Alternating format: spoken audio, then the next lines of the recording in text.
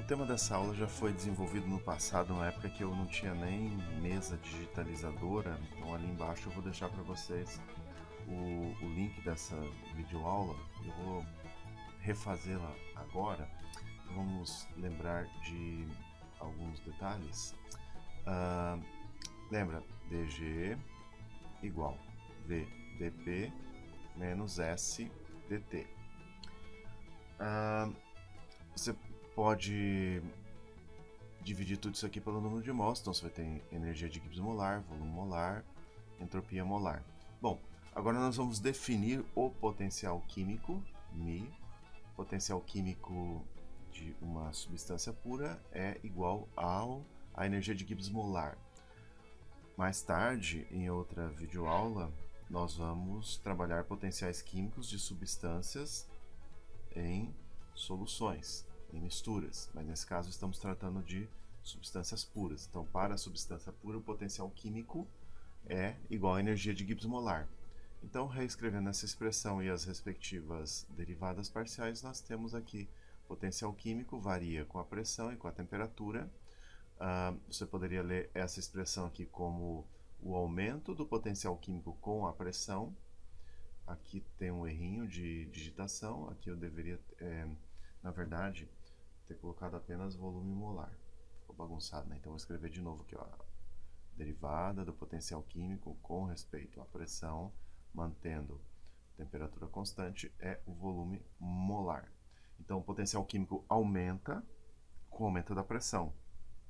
E esse aumento é mais acentuado para substâncias com volumes molares maiores, por exemplo, gases. E essa outra expressão aqui, potencial químico diminui com a temperatura, numa condição de pressão constante, e o quão fortemente esse decréscimo acontece depende da entropia molar. Então, certamente, você vai ter lá. Como varia o potencial químico com a pressão? Bom, aumenta.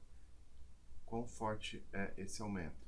Bom, depende do estado físico, porque esse aumento vai ser dependente do volume molar. Então, sólidos, em geral, têm volumes molares menores que líquidos, e gases têm volumes molares bem maiores. Então, o aumento do potencial químico com a pressão é mais acentuado para gases. A diminuição do potencial químico com a temperatura é mais acentuada para gases, porque você... Cadê aqui o gráfico? Eu preciso do gráfico. Vamos procurar um espaço em branco aqui. Então, ó, lembra que o potencial químico varia com a temperatura, condições de pressão constante. Esse decréscimo do potencial químico com a temperatura é proporcional à entropia molar. Então, você sabe que a entropia molar de um gás é maior que a entropia molar do líquido, que é maior que a entropia molar do sólido. Então, poderia esquematizar aqui o potencial químico em função da temperatura. Você tem um decréscimo aqui da entropia molar do sólido, ou melhor, decréscimo do potencial químico do sólido, decréscimo do potencial químico do líquido, e aqui você tem um decréscimo do potencial químico do gás. Então, o gás, como tem uma entropia maior, ele vai ser mais sensível, o potencial químico vai ser mais sensível a variações de temperatura. O conceito de potencial químico é importante para a gente entender transições de fase, que é o tema dessa primeira unidade aqui no seu curso de Físico-Química 2. Você poderia fazer uma analogia do potencial químico com o potencial elétrico ou com o potencial gravitacional. Então, imagina assim, você tem um gás pressurizado. Se você abre a válvula, por exemplo, do cilindro, onde o gás pressurizado está confinado, esse gás naturalmente vai escoar da região de alta pressão, o interior do cilindro, para a região externa de baixa pressão. Então, as moléculas do gás vão migrar da região de alto potencial químico, onde tem a pressão alta, para a região de baixo potencial químico. Então você sabe, o potencial químico do gás aumenta com a pressão. Então, o gás sob pressão tem um potencial químico maior. Imagine que você tem uma mistura gasosa e nessa mistura gasosa você tem substâncias que reagem. Se você aumenta a pressão através da compressão, por exemplo, diminuindo o volume, a concentração dessas substâncias aumenta. E aí você vai ter maior potencial dessas substâncias reagir. Por quê? Porque você aumentou o potencial químico. Mas lembrando que nesse momento nós estamos trabalhando com substâncias puras. Se você tem, por exemplo, um líquido que reage, esse líquido supostamente teria o potencial químico aumentado pela pressão, mas como o volume molar do líquido é bem menor, o efeito da pressão sobre o potencial químico também vai ser menor. Né? Agora nós precisamos falar de equilíbrios de fase ou equilíbrio de fases. Bom, ponto-chave aqui, se você tem duas fases em equilíbrio, o potencial químico da substância nessas duas fases é o mesmo. O que significa equilíbrio? Bom, no equilíbrio, o sistema vai se manter inalterado ao longo do tempo. Então está aqui potencial químico na fase 2 igual ao potencial químico na fase 1. De tal forma que a energia de Gibbs do sistema vai ser zero. Bom, vamos tentar explicar um pouquinho melhor para você que não sabe o que é equilíbrio de fases, né? Vamos pensar num sisteminha, por exemplo, água. Vamos lá, preciso de espaço. Opa, puxei demais. De novo, vamos descer um pouquinho. Pouco espaço aqui para eu raciocinar, né? Bom, tudo bem. Vamos dizer aqui, você tem... Vamos tentar entender o equilíbrio. Então imagine que você tem uma câmara fria. Essa câmara fria está exatamente a 0 graus Celsius e uma pressão de 1 atmosfera. E aí você tem nessa câmara fria um balde com água líquida. Então aqui você tem H2O líquido a 0 graus Celsius.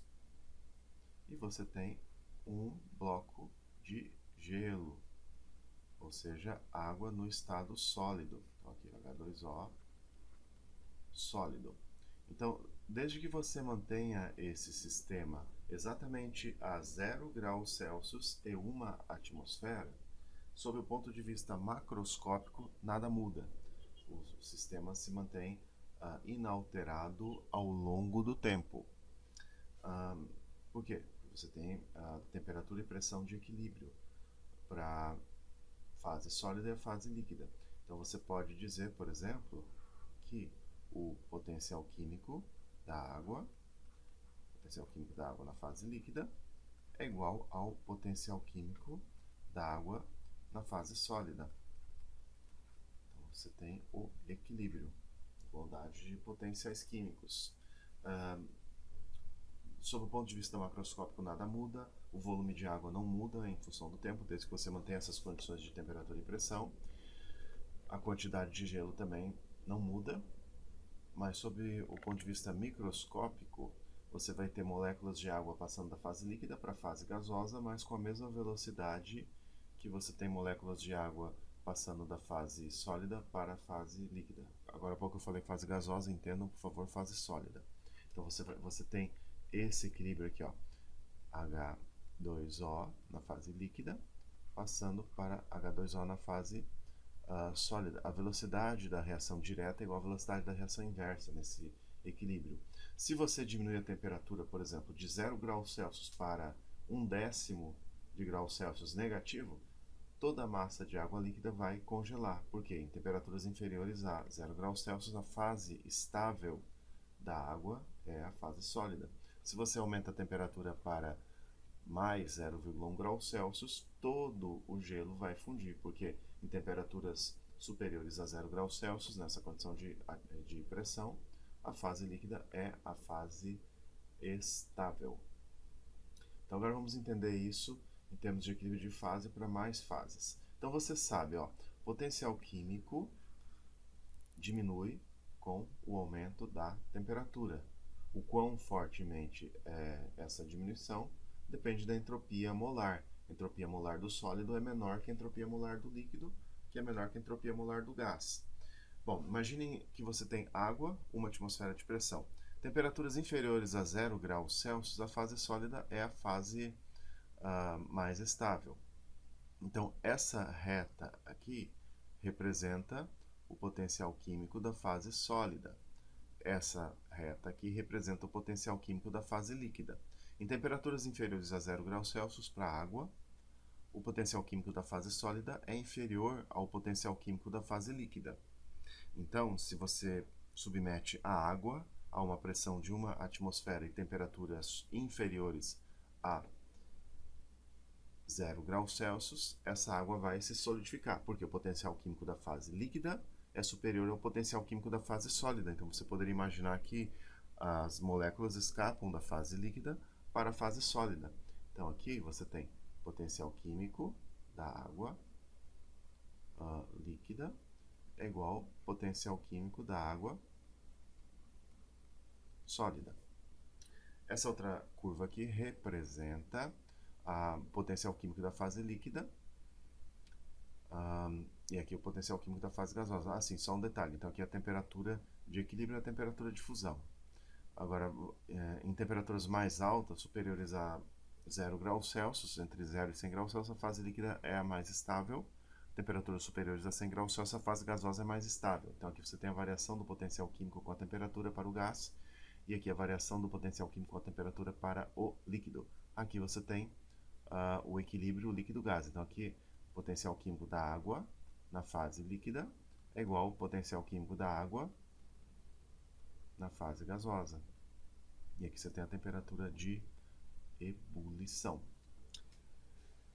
Então, uma vez que foi apresentado o potencial químico e a aula já está um pouquinho longa, eu vou deixar para a próxima aula para falar sobre o efeito da pressão sobre a temperatura de fusão dos sólidos. Até a próxima.